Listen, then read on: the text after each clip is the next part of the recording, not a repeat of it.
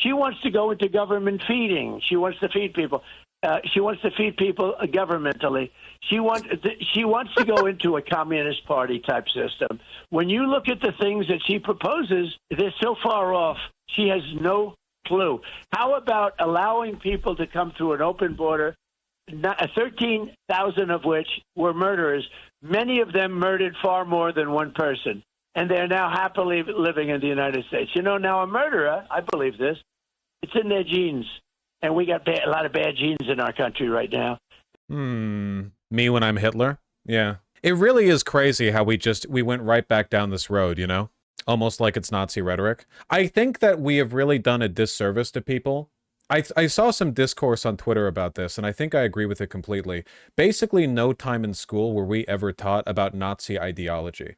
Now, I know a lot of people will go on Twitter and say stuff like, I was never taught in a history class that we brutalized the Native Americans. Yes, we were. You were just smoking weed, okay? You were smoking weed in the bathroom. You were taught about that. Eat shit.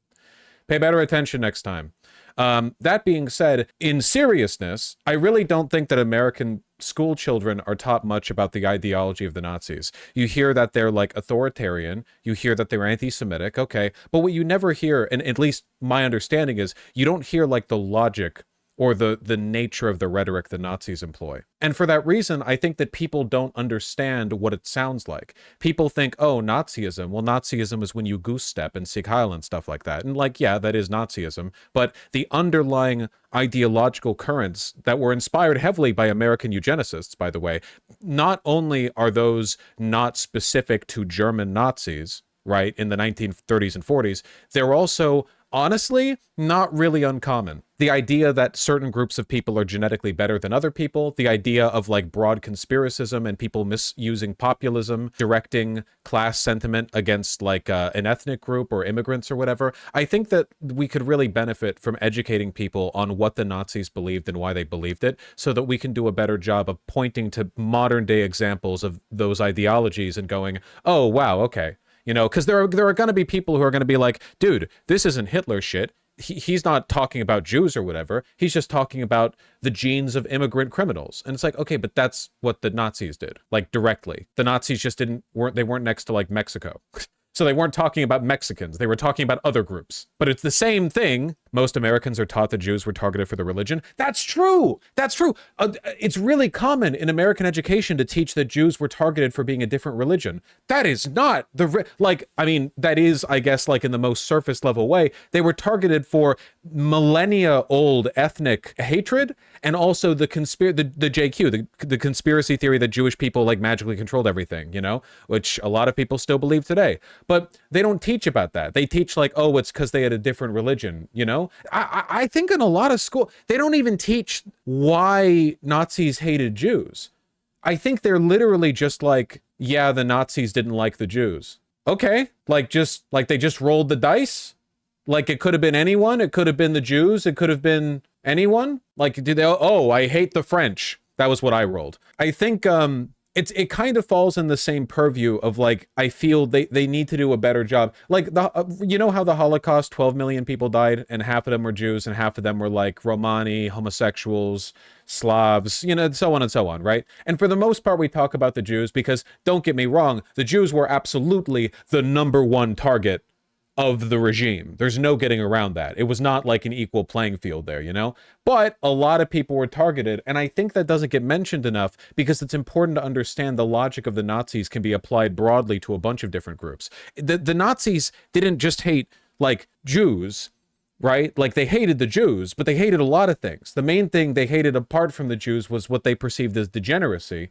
They didn't hate homosexuals just for being homosexuals. They hated them because they fit into this broader, like, social narrative of people who are weak, or people who undermine the state, or people who are different. And all of that hateful rhetoric persists today in the conservative movement in this country and in Israel against Palestinians, in a lot of places. But like, we could do a better job of identifying it. What Trump is doing here is verbatim word for word, the belief of the eugenicists who inspired the Nazis. The idea that criminality is written into genes, into the features of one's face and skeleton and skull shape and so on and so forth. It sounds ridiculous today. A lot of people still do believe it. It's demonstrably not true. It is factually unsupported, but that doesn't stop people from believing in it. And it's because, like, it's the essentialism thing again. You fall back on an ideology where good people are innately good. It's because they're genetically good, and bad people are bad because they're innately genetically bad. And if you believe that, you will want to build death camps. There is no other way around it. There is no A to B that doesn't involve death camps. If you think that's how morality works,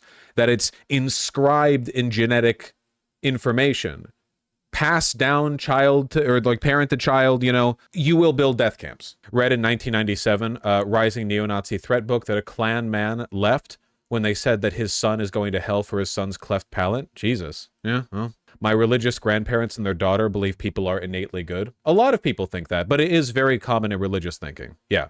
Trump is basically saying Haitians are Untermensch because they're genetically predisposed to violence. Yeah, no, that's what... He's saying that, I think, broadly about, like, immigrant groups right now. But yeah, like that is fundamentally like Calvinism is the evilest type of Protestant. That is true. But Donald Trump isn't a Calvinist. He's just a fascist. And a lot of people think like this, you know? What's wrong with Calvinists? Google Calvinism. Do Americans have any education on Italian fascism? I'm going to be real with you. I'm pretty sure that in the common, like, perception in American education, Mussolini was just like Hitler's goofy sidekick. Honestly, I'm okay with that. That's fine. That's okay. It's like it's a perception largely informed by, I don't know, his depiction in like World War II propaganda posters and Looney Tunes. You know, it's not that serious with him. To be fair, Italian fascism was mostly a failure. It's really difficult to get fascism out of a population that just wants to drink wine and smoke cigarettes. Like, how do you get, like, it makes sense with the Germans, the industrious, humorless, utterly incapable of levity Germans. But people in Italy, are you kidding me? How are you going to do fascism with them? Get real. Come on. Anyway, I don't want to pull from the important point here. You're essentializing. The Italians? A little. It's Mediterranean people. I believe in pan-Mediterranean ethnic theory, but we don't need to get into that right now. We're trying to talk about something serious. Person. And they're now happily living in the United States. You know, now a murderer, I believe this. A murderer? It's in their genes. And we got a lot of bad genes in our country right now. They had 400. I would really like it if I could see this clip continued and it didn't just cut off right after that. I believe this. Nice. It's in their genes. Thank you, Jimmy Rustler 48. A lot of bad genes in our country right now. They had 425,000 people come into our country that shouldn't be here, that are criminals. And you know, one of the worst stats, 325,000 young children are missing. Can you? This is another thing that's like so obvious that I hope it wouldn't even need to be said. But when he says, I think that criminality is written in your genes, and then he calls every single person who comes into the country when they're black or brown a criminal, it's a pretty broad racial statement. It's not as though when he talks about criminality written in the genes, he's talking about like whether or not you're going to be an arsonist or a murderer or something. He's talking about race, you know.